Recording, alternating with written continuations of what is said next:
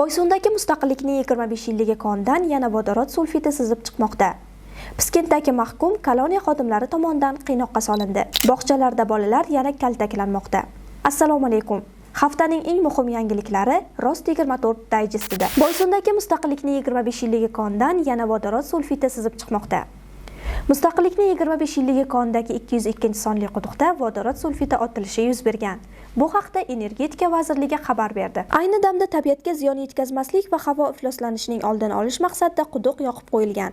Hodisa oqibatida hech kim jabrlanmagan. Qayd etilishicha, hozirgi vaqtda ushbu vaziyat hamda yong'inning kelib chiqish sabablari o'rganilmoqda. Bu haqdagi batafsil ma'lumot ishlar yakunlangandan so'ng ma'lum qilinadi. Hozirda Mustaqillikning 25-yilligi gaz konini o'zlashtirish jarayoni o'ziga xos murakkablikka ega bo'lib, bu yerda xalqaro tajribadan foydalanib kuchaytirilgan nazorat choralari amalga oshirilmoqda. Eslatib o'tamiz, o'tgan yili 1-sentyabr kuni Mustaqillikning 25-yilligi koniga qarashli 604-sonli quduqda burg'ulash ishlari olib borilishi vaqtida texnologik jarayonning buzilishi oqibatida oltin gugurt gazi chiqishi kuzatilgandi. Piskentda mahkum koloniya xodimlari tomonidan qiynoqqa solindi. Toshkent viloyati Piskent tumanida joylashgan 50-son manzil koloniyada jazo muddatini o'tayotgan mahkum koloniya xodimlari tomonidan qiynoqqa olinib, so'ng asossiz ravishda intizomiy bo'linmaga joylashtirilgan. Bu haqda u Oliy Majlisning inson huquqlari bo'yicha vakili Ombudsmanga murojaat qilgan. Ombudsman axborot xizmatining ma'lum qilishicha, mazkur holat joyiga chiqib o'rganilganda mahkum Piskent tuman shifoxonasiga joylashtirilganligi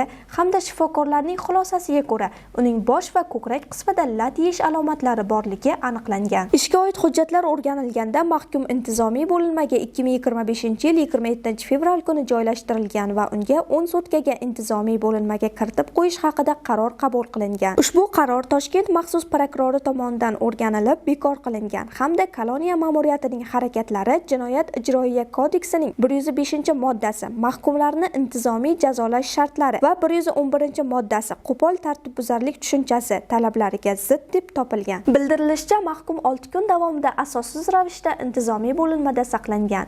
Uning huquqlari va erkinliklari buzilgan. Shu sababli Ombudsman tomonidan qonun talablari buzilishiga yo'l qo'ygan xodimlarga chora ko'rilishini so'rab O'zbekiston Respublikasi Bosh prokuraturasiga nazorat xati kiritilgan. Chiqindilardan elektr energiyasi ishlab chiqariladi. O'zbekistonning bir necha viloyatlarida qattiq maishiy chiqindilarni yoqish orqali elektr energiyasi ishlab chiqariladi.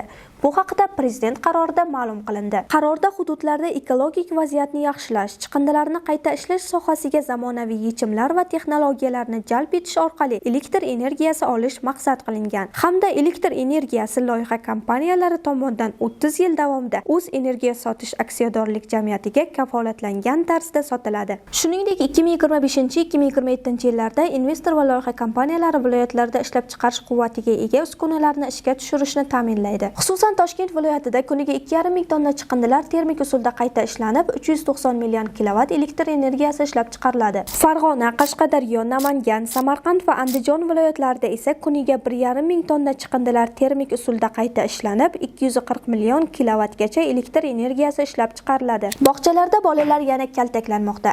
Toshkent viloyatidagi xususiy bog'chalardan birida bolalar kaltaklanayotganligi aytilmoqda. Aniqlanishicha, bog'cha xodimlari bolalarni shkaf ortiga o'tkazib, kameradan yashirgan holda kaltaklashgan. So'nggi kunlarda zo'ravon bog'cha tarbiyachilari kun mavzusiga aylanmoqda.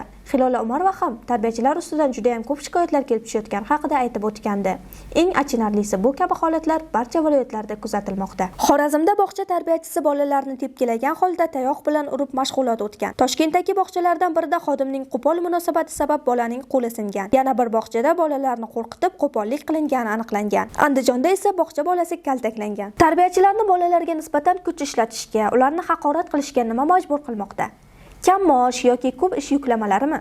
Yuqoridagi holatlar yuzasidan tegishli organ xodimlari tomonidan surishtiruv ishlari olib borilib, muammoning sababi o'rganilsa maqsadga muvofiq bo'lar edi. Toshkent va Samarqandda sifatsiz yoqilg'ini AI92 va AI95 deb sotgan ayoq-qishlar aniqlandi. Raqobat qo'mitasi hududiy boshqarmalari hamda tegishli tashkilotlar bilan hamkorlikda avtomobillarga yonilg'i qo'yish shoxobchalarida sotilayotgan avtobenzin sifati bo'yicha nazorat tadbirlari o'tkazdi. Toshkent viloyatidagi Black Gold Energy MCG AI92 va AI95 va Safo Max Oil MCG AI92 shoxobchalarida sotilayotgan yuqori oktanli avtobenzinlardan olingan namunalar davlat standarti talablariga mos kelmasligi aniqlandi. Samarqand viloyati Jomboy tumanidagi Happy Oil MCG ga qarashli Ayoqishda sotilayotgan AI95 markali avtobenzin sifati talabga javob bermasligi ma'lum bo'ldi. Tekshiruv natijasiga ko'ra, qo'mita hududiy boshqarmasi tomonidan iste'molchilarning huquqlarini himoya qilish to'g'risidagi qonun buzilishi alomatlari aniqlandi. Ushbu holat bo'yicha 3 ta xo'jalikka nisbatan ish qo'zg'atilib, jami 22 million so'm mablag'ni iste'molchilarga qayta hisob-kitob qilish to'g'risida ko'rsatma berilgan. Tosh shahar Transxizmat sobiq rahbari 7,5 yilga qamaldi. Tosh shahar Transxizmat sobiq rahbari Anvar Jo'rayev va uning o'rinbosari davlat mulkini talon-taroj qilish, mansab soxtakorligi kabi moddalarda aybdor deb topilib, 7,5 yilga ozodlikdan mahrum qilingani aytilmoqda. Ma'lumot uchun, ushbu sud jarayoni 2024-yilning 23-sentyabr kuni boshlangandi. Hozirda advokatlar apellyatsiya shikoyatlari kiritgan. Hafta davomida sizga yetkazmoqchi bo'lgan xabarlarimiz shulardan iborat edi. Bizni kuzatishda davom eting.